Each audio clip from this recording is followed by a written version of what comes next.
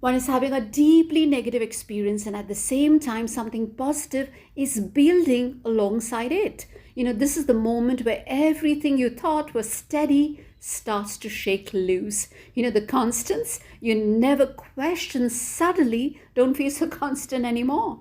Hello, and welcome to my channel. Did I share something from the Bible today? A warm welcome to my lovely subscribers and those who are stopping by. I'm about to deliver an important message to you, and this quote from Helen Keller says it all. Only through experience of trial and suffering can the soul be strengthened, ambition inspired, and success achieved. And if you're just as ambitious as I am, then hang on or feel free, to swipe away. I'm fully trusting that those who need to hear this message will. Some seasons they leave you perplexed because you don't see the turning points, or turning point moments, coming. But when they do arrive, they're not only life altering, they are deeply transformative. Also, I want to mention I wasn't able to post a message last week, but this message makes up for that lost time because divine timing was at play. Some beautiful messages simply can't be rushed. In this video, I'm going to reveal exactly how I found my biggest breakthrough. So let's dive right in, because without scripture, there's no real wisdom and there's no backing to what I'm about to share. Now, this author, T.D. Jakes, he's the author of Crushing, and he says that God turns pressure into power.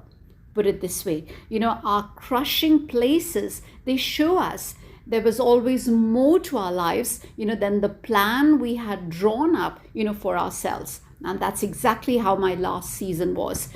Every one of us will face a setback at some point. Sometimes it's tied to our own choices, a mistake we made, someone we hurt, a moment we turned away from God. Other times, the storm we are standing in has nothing to do with us at all. We are caught in this wreckage of someone else's poor judgment, someone else's sin, someone else's decision. We never had a say in it. Acts 27 shows us exactly this kind of setback.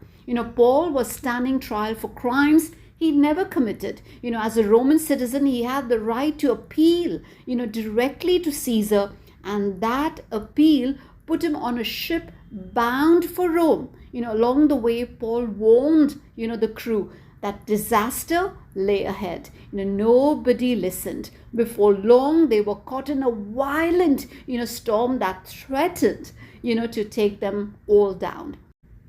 So you start wondering, if you'll find that solid ground again, and if you do, where you'll find the strength, to get there. This is where faith stops being a word you say and becomes, tried in the fire until what's left is purer than what you started with. But the storm never had the power to derail what God had planned, for Paul's life.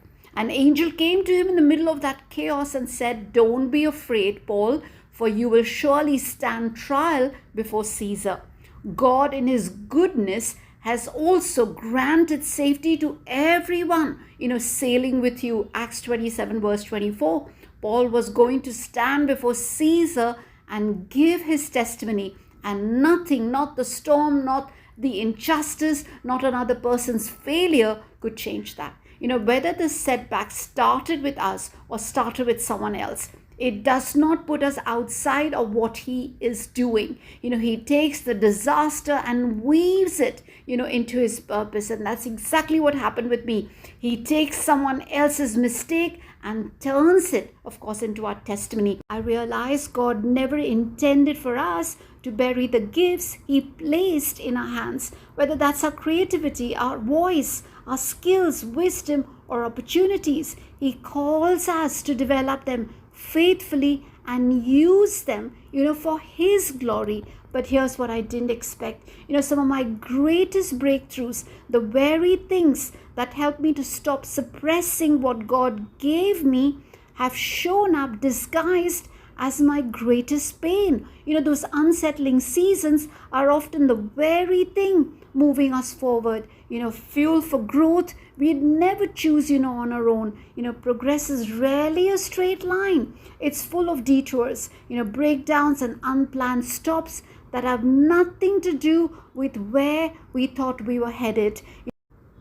So that entire, tumultuous trying, testing and crushing we experience in those places is necessary for our, advancement. More important, it's imperative that our life's painful detours be hidden, from us, lest we forfeit the entire trip, toward our future because of our discomfort, with being diverted. When it feels like everything is stripped away, that's exactly where God moves. That's where he does what looks impossible to everyone watching. No storm, gets the final word over our lives.